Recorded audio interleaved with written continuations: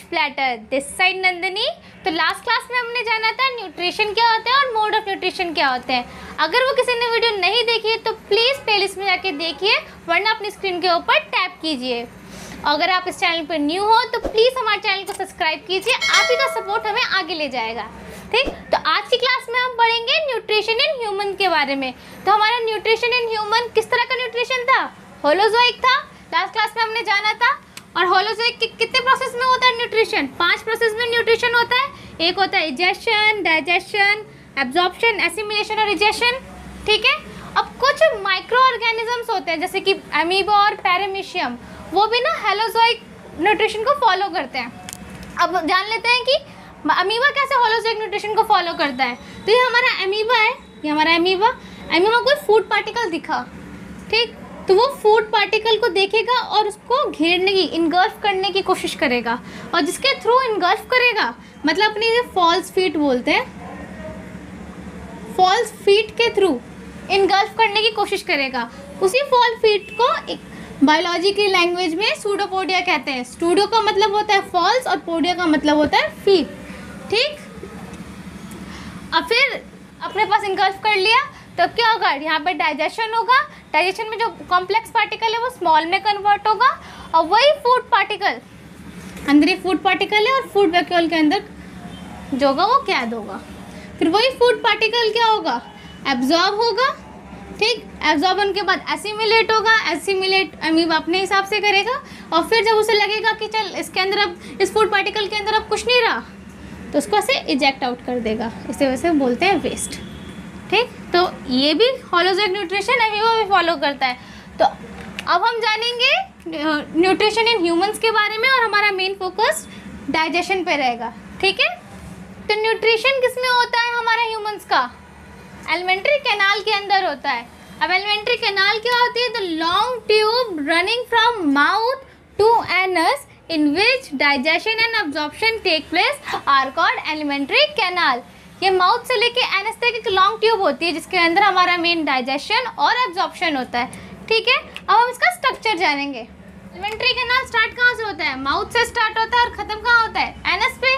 तो जो माउथ होता है वो जस्ट एक ओपनिंग होती है, ओपनिंग वाले पार्ट को माउथ कहते हैं और जो अंदर वाला पार्ट है उसे बकल कैविटी कहते हैं। माउथ नहीं कहते साइंटिफिक लैंग्वेज में। एक जो ये माउथ के अंदर, ये हमारे जैसी बकल कैविटी के अंदर जाओगे तो एक स्ट्रक्चर दिखेगा ऐसा करके, वो क्या होता है? हमारा सैलिवरी ग्लैंड होता है। अब ग्लैंड क्या होता है? ग्लैंड जो होता है एक तरह का हमारा ऑर्गन होता है, ठीक, जो कि प्रोड्यूस करता है कुछ एंजाइम्स, ठीक है, हार्मोन्स। ठीक, उसी को क्या कहते हैं? ग्लैंड कहते हैं। वैसे ही हमारा सैलिवरी ग्लैंड होता है जो कि प्रोड्यूस करता है, क्या नाम से पता चल रहा है? सलाइवा। अब सलाइवा क्या होता है? जब भी हम कुछ चीज़ खाने की देखते हैं तो हमारे मुंह में पानी आता है, तो वही पानी क्या है? वही सलाइवा है। और आपने एक चीज़ नोटिस करी होगी, जब आपके मुंह में पानी आता है तो आपका मुंह नीचे से पानी आता है। लाइक ज़्यादातर पानी जो होता है आपको इसी वाले एरिया से पानी आएगा। फील करना, कभी नोटिस करना। ठीक, तो क्यों? क्योंकि यहाँ पे मेन सलाइवरी ग्लैंड प्रेजेंट होता है। और भी जगह से पानी आता है पर मेन यहीं से आता है। ठीक, समझ में आ गया? ये सलाइवरी ग्लैंड है। फिर उसके बाद आती है इसोफेगस। इसोफेगस एक ट्यूब होती है जिसे हम फूड पाइप भी कहते हैं। पाइप जैसा स्ट्रक्चर है ये। ठीक, ये मस्कुलर होती है और इसके अंदर कोई डाइजेशन नहीं होता। हमारा डाइजेशन पता है कहाँ से स्टार्ट होता है? माउथ से स्टार्ट होता है। तो माउथ के बाद क्या है? इसोफेगस। इसोफेगस के बाद है स्टमक। इसोफेगस से डायरेक्टली कनेक्टेड होता है यहाँ पे स्टमक, जो कि जे शेप स्ट्रक्चर होता है। ठीक, तो यहाँ पे स्टमक में खाना स्टोर होकर रखता है 3 से 4 घंटे तक। उसके बाद स्टमक का खाना जो होता है वो नीचे आ जाता है, नीचे ये वाली डक्ट में। ठीक, डक्ट मतलब होती है पाइप। ठीक, तो ये जो डक्ट होती है वो 2 चीज़ों से कनेक्टेड होती है। एक होती है पैनक्रियाज से कनेक्टेड होती है, दूसरी कनेक्टेड होती है हमारी लिवर से। ठीक, अब लिवर और पैनक्रियाज मिलके कुछ चीज़ सेक्रेट करते हैं। जैसे कि लिवर सेक्रेट करता है बाइल। बाइल जूस होता है एक, जो कि बहुत हेल्पफुल होता है, उसके बारे में भी आगे जानेंगे। वो सेक्रेट करता है। और गॉल ब्लैडर जो होता है इसी बाइल को स्टोर करके रखता है। समझ में आ रही है बात? तो गॉल ब्लैडर से बात समझ में आ गई। पैनक्रियाज, जैसे कि ये ऊपर से खाना आया, खाने के बाद ये लीवर के पास गया, लीवर ने बाइल जूस सिक्रेट किया, उसके बाद ये खाना हमारा पैनक्रियास के पास गया। पैनक्रियास भी एक ग्लैंड टाइप होता है जिसमें कुछ हार्मोन्स या एंजाइम्स निकलते हैं। पहले एक बात बताओ, किसी को एंजाइम्स का मतलब पता भी है? मतलब हम पहले ही पढ़ चुके हैं एंजाइम्स, पर एंजाइम्स पता है ना क्या होते हैं? एंजाइम्स बायोकैटलिस्ट होते हैं। बायोकैटलिस्ट का मतलब क्या है कि कोई भी काम बहुत जल्दी से करा देते हैं। जैसे कोई भी काम, मतलब जैसे कि हम खाना खा रहे हैं तो हमारा खाना जा रहा है, ठीक है, उसका डाइजेशन हो रहा है। डाइजेशन का मतलब होता है ब्रेक डाउन। तो ब्रेक डाउन हो रहा है, तो उस ब्रेक डाउन करने के लिए कुछ एंजाइम्स की ज़रूरत है, जिसकी वजह से खाना क्या होता है, हमारा जल्दी ब्रेक डाउन होता है। अगर हमारी बॉडी के अंदर एंजाइम्स नहीं होते तो पता है, तो हम जो आज खाना खा रहे हैं वो 6 मंथ बाद डाइजेस्ट होगा। क्योंकि एंजाइम्स क्या करते हैं, हमारे डाइजेशन को बहुत फास्ट कर देते हैं। तो इसलिए एंजाइम्स बहुत इंपॉर्टेंट होते हैं हमारे लिए। ठीक, एंजाइम्स में कंफ्यूज मत होना, बहुत इंपॉर्टेंट है। अब पैनक्रियास से नीचे आए, नीचे के बाद ये लार्ज इंटेस्टाइन दिख तो रहा है, पर लार्ज इंटेस्टाइन में खाना नहीं जाता हमारा, पहले जाता है हमारा खाना स्मॉल इंटेस्टाइन में। स्मॉल इंटेस्टाइन काफ़ी राउंडेड स्ट्रक्चर होता है और सबसे एब्जॉर्प्शन होता है। अब वो क्या होता है, हम एक एक करके इन सबके पार्ट्स पढ़ेंगे। फिर खाना हमारे स्मॉल इंटेस्टाइन से गुजर के लार्ज इंटेस्टाइन पे आता है, जिसमें मेनली वाटर का एब्जॉर्प्शन होता है और जो वेस्ट होता है उसका ट्रांसपोर्टेशन होता है। फिर उसके बाद हमारा जो वेस्ट मटेरियल होता है वो हमारा रेक्टम में जाके स्टोर होता है और एनस के थ्रू बाहर निकल जाता है। तो ऐसे होता है हमारे पूरे के पूरे डाइजेशन का काम। समझ में आ गया? तो अब हम कर पढ़ेंगे एक एक करके इन सब के स्ट्रक्चर और उनके फंक्शन के बारे में। तो अब हम जानते हैं कि ह्यूमन बॉडी जो होती है न्यूट्रिशन लेती कैसे है। पहले क्या होता है न्यूट्रिशन का, होलोजाइक न्यूट्रिशन का पार्ट इंजेशन में क्या होता है, entry of food in body. तो हमारी बॉडी के अंदर एंट्री कैसे होती है, माउथ के थ्रू। बस वो एक ओपनिंग है जिसके थ्रू हम खाना खाते हैं, तो माउथ के थ्रू ओपनिंग होती है। फिर हमारा स्टार्ट हो जाता है डाइजेशन। डाइजेशन कहाँ से स्टार्ट हो जाता है, माउथ से ही स्टार्ट हो जाता है। तो माउथ में कैसे डाइजेशन होता है, माउथ के पास होते हैं 3 एजेंट। एक एजेंट का नाम है टीथ, दूसरा सलाइवरी ग्लैंड, तीसरा टंग। अभी हम सबने जाना था। तो टीथ का काम क्या है, फिजिकल डाइजेशन का। डाइजेशन का मतलब क्या था, ब्रेक डाउन होना पार्टिकल्स का। तो यहाँ पे क्या हो रहा है कि फिजिकल, हम टीथ से खाना चबाएंगे तो क्या होगा, ब्रेक डाउन होगा, तो उसी को बोलते हैं फिजिकल डाइजेशन। दूसरा है सलाइवरी ग्लैंड, जो कि प्रोड्यूस करता था सलाइवा, और सलाइवा के थ्रू होता है केमिकल डाइजेशन शुरू। अब कोई भी डाइजेशन शुरू होगा ना, कोई भी डाइजेशन होगा वो केमिकल डाइजेशन कहलाएगा। क्योंकि अब डाइजेशन केमिकल्स के थ्रू होगा। ठीक, तो सलाइवा में केमिकल डाइजेशन है और उसके अंदर कुछ ऐसे केमिकल्स प्रेजेंट हैं जो कि स्टार्च को, जो कि एक कॉम्प्लेक्स ऑर्गेनिक कंपाउंड है, ठीक है, उसको कन्वर्ट करता है शुगर में। शुगर क्या थी हमारी, ग्लूकोज, जो कि हमारी सिंपल ऑर्गेनिक कंपाउंड है। तो कॉम्प्लेक्स से सिंपल में कन्वर्ट हुआ, तो यहाँ पे डाइजेशन शुरू हुआ। फिर बात आती है हमारी टंग की। टंग क्या करता है, मिक्स करता है फूड को विद सलाइवा। ठीक, और दूसरा काम क्या है, हम सब जानते हैं, टेस्ट के लिए। ठीक, समझ में आ गया? अब खाना क्या हुआ, माउथ से गया इसोफेगस के अंदर। तो इसोफेगस क्या है, हमारी फूड पाइप है। The tube which carry food from mouth to stomach with the help of peristaltic movement. तो खाना ये माउथ से लेकर स्टमक तक ले जाती है with the movement of peristaltic. अब पेरिस्टाल्टिक क्या होता है, जस्ट सपोज कि ये मेरा फूड पाइप है, ठीक, और मैंने इसके अंदर हमारे माउथ से डाइजेस्ट हुआ जो हुआ, उसके बाद ये गया फूड पाइप के अंदर खाना। तो ये फूड पाइप क्या होगा, ऐसे ऐसे उसकी मूवमेंट होगी, मतलब ऐसे फूड पाइप की मूवमेंट होती। तो ये क्या हो रही है, एक जगह वॉल कॉन्ट्रैक्ट हो रही है तो कॉन्ट्रैक्शन बोलते हैं, और एक जगह वॉल जो हो रही है यहाँ पे भी, यहाँ पे जो हो रही है एक्सपेंड हो रही है। तो कॉन्ट्रैक्शन और एक्सपेंशन के थ्रू जो मूवमेंट पैदा होती है, जिसके और उससे हमारा खाना ट्रांसफ़र होता है, उसे बोलते हैं पेरिस्टाल्टिक मूवमेंट। समझ में आ गया, ये सब समझ में आ गया? तो अब खाना हमारा कहाँ गया, स्टमक में। तो स्टमक में क्या होता है कि फूड जो होता है हमारा स्टोर होके रखते हैं 3 से 4 आवर तक। ठीक, तो 3 से 4 आवर तक स्टोर होता है, और साथ ही साथ 3 से 4 घंटे एक चर्निंग मूवमेंट होती है। चर्निंग मूवमेंट से घुमाव वाली, कि हमारे पेट के अंदर जो खाना है ना वैसे मूव करता रहता है। उसे चर्निंग मूवमेंट बोलते हैं, ठीक। और उसी टाइम जो गैस्ट्रिक ग्लैंड होता है, स्टमक के पास गैस्ट्रिक ग्लैंड प्रेजेंट होता है। गैस्ट्रिक ग्लैंड को हम स्टमक ग्लैंड भी बोलते हैं। गैस्ट्रिक का मतलब ही होता है स्टमक। कहीं भी तुमने गैस्ट्रिक नाम पढ़ लिया तो मतलब वो चीज़ स्टमक से रिलेटेड है, ठीक। ये साइंटिफिक नेम है। तो गैस्ट्रिक ग्लैंड सिक्रीट करता है हमारा HCl, हमारा पेप्सिन, हमारा म्यूकस, ठीक। तो जब चर्निंग मूवमेंट हो रही होती है तो चर्निंग मूवमेंट क्यों होती है? क्योंकि HCl सिक्रीट होता है। HCl जो होता है हाईली एसिडिक होता है, जिसका pH करीब 1.2 या फिर 1.4 तक जाता है। और इससे एसिडिटी की वजह से ये क्या करता है? बैक्टीरिया को किल करता है। और दूसरा काम है ये एक्टिवेट करता है पेप्सिन को, पेप्सिन का एक्शन। अब पेप्सिन क्या होता है? पेप्सिन होता है एक प्रोटीन डाइजेस्टिव एंजाइम जो कि प्रोटीन को डाइजेस्ट करता है। तो स्टमक के अंदर मेन डाइजेशन किसका हुआ? प्रोटीन्स का हुआ, ठीक, क्योंकि पेप्सिन प्रेजेंट है। फिर और इसी एंजाइम को एक्टिव करने के लिए HCl क्या करता है? एक मीडियम प्रोवाइड करता है, क्योंकि ये एंजाइम सिर्फ एसिडिक एक्शन में एक्टिवेट होता है। फिर बात आती है म्यूकस की। एक म्यूकस सिक्रेट होता है जो कि म्यूकस का काम है प्रोटेक्ट करता है स्टमक की वॉल को फ्रॉम एसिड। आप जानते हो ना एसिड का एक्शन कितना खतरनाक होता है। हमारे हाथ पर अगर गिर भी जाए तो हमारा हाथ जल भी सकता है।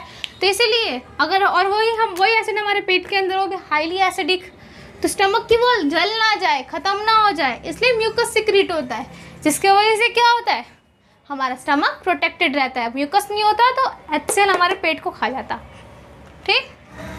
तो अब हमारा खाना कहाँ गया? स्टमक से लेके लीवर के पास आया इस डक्ट के थ्रू, ठीक है। तो लीवर ने क्या किया? लीवर ने सिक्रीट किया बाइल जूस, जो कि एक ग्रीन कलर का कंपाउंड होता है, एक जूसी स्ट्रक्चर होता है, ठीक। और उसी बाइल जूस को स्टोर कौन करके रखता है? गॉल ब्लैडर, कि हमें जब भी ज़रूरत पड़े बाइल जूस की हम तब उसे यूज़ कर सकें, ठीक है। तो जो बड़ा सा स्ट्रक्चर दिख रहा है वो है गॉल ब्लैडर, ठीक। अब फंक्शन ऑफ बाइल क्या है? बाइल इतना इंपॉर्टेंट क्यों है? अब बाइल क्या करता है ना, जो acidic food coming from stomach convert कर देता है उसे अल्कलाइन में। अल्कलाइन का मतलब होता है बेसिक में, एसिड को बेस में कन्वर्ट कर पाता है। और ऐसा क्यों करता है? क्योंकि जो बगल में ये पेनक्रियाज है ना, वो बेसिक नेचर में काम करना पसंद करते हैं, एसिडिक में नहीं।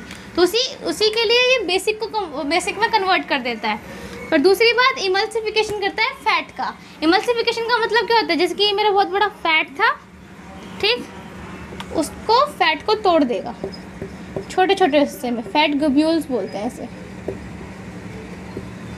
ठीक। समझ में आ गया बाइल और लीवर का काम। तो अब हमारा खाना कहाँ गया? लीवर से पेनक्रियास के पास। तो पेनक्रियास के पास क्या होता है कि 3 मेन एंजाइम्स होते हैं, जिसको हम PTL बोलते हैं, ठीक। P से क्या आता है? हमारा पेनक्रियाटिक एमाइलेज। एमाइलेज का काम क्या था? स्टार्च को ग्लूकोज में कन्वर्ट करना। जैसे कि अब माउथ में कुछ स्टार्च जो है ग्लूकोज में कन्वर्ट हुआ। जस्ट सपोज हमने 100 ग्राम स्टार्च खाया और माउथ में सिर्फ 10 ही ग्राम डाइजेस्ट हुआ, तो बाकी का 90% कहाँ होगा? पेनक्रियास के अंदर, ठीक। जो ट्रिप्सिन होता है वो प्रोटीन को डाइजेस्ट करता है, प्रोटीन को अमीनो एसिड में। तो अब जो हम मेन प्रोटीन का डाइजेशन कहाँ हो रहा था? स्टमक के अंदर। और कुछ जो बच गया प्रोटीन वो अब यहाँ पे डाइजेस्ट होगा।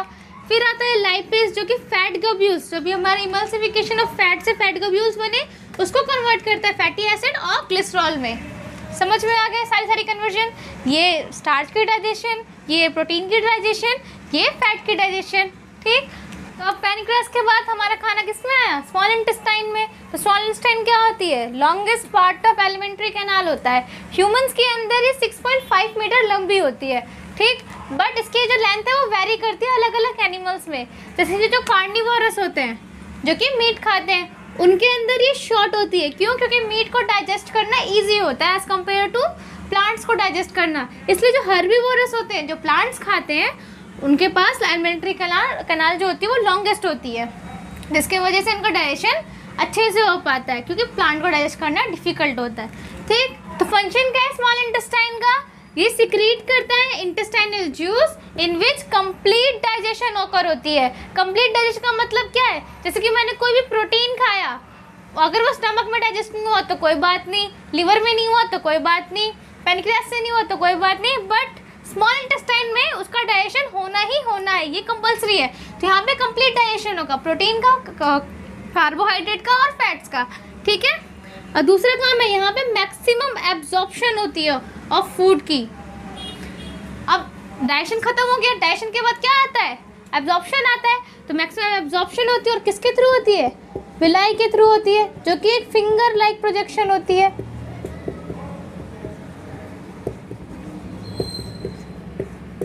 समझ में आ गया? तो विलाई क्या करती है? ये करती है, इंक्रीज करती है surface area for absorption. Increase कर देगी, जैसे कि हमारी ये इंटेस्टाइन की वॉल है, ठीक। तो विलाई क्या करेंगी? इसको इंक्रीज कर देंगी ताकि मैक्सिमम एब्जॉर्प्शन हो जाए। और ये क्या होती है ना, जो विलाई, जो हमारी स्मॉल इंटेस्टाइन की वॉल होती है, वो रिच होती है। मतलब यहाँ पे बहुत सारी ब्लड वेसल्स प्रेजेंट होती है। ब्लड वेसल्स क्यों? क्योंकि जो हमारा खाना, अगर खाने के अंदर मुझे प्रोटीन मिला, कार्बोहाइड्रेट मिला, फैट मिला, वो मेरे बॉडी के अंदर कैसे जाएगा? एक ओनली ट्रांसपोर्ट सिस्टम है हमारे पास, ब्लड के थ्रू। तो ब्लड के थ्रू ही मेरे पास, मेरे ब्रेन में अगर प्रोटीन की ज़रूरत है तो ब्रेन में जाएगा, कार्बोहाइड्रेट की ज़रूरत है तो वहाँ पे जाएगा। तो इसीलिए ये जो स्मॉल इंटेस्टाइन होती है वो बहुत सारे ब्लड वेसल से एकदम लाइक मर्ज होती है, ताकि अगर एक भी प्रोटीन अगर मेरे स्मॉल इंटेस्टाइन के अंदर प्रेजेंट है वो ब्लड वेसल के अंदर जा सके, जिससे हमें एनर्जी मिले और हमारी बॉडी बने, ठीक। अब हमारा खाना क्या है? एब्जॉर्ब हो गया, उसे ब्लड ने कैरी किया और कार्बोहाइड्रेट ऐसा एनर्जी के प्रोसेस में हमने उसको यूज़ किया, तो उसे क्या कहते हैं? एसिमिलेशन। एसिमिलेशन के बाद क्या आता था? इजेशन। अब वही इजेशन स्टार्ट होता है लार्ज इंटेस्टाइन से।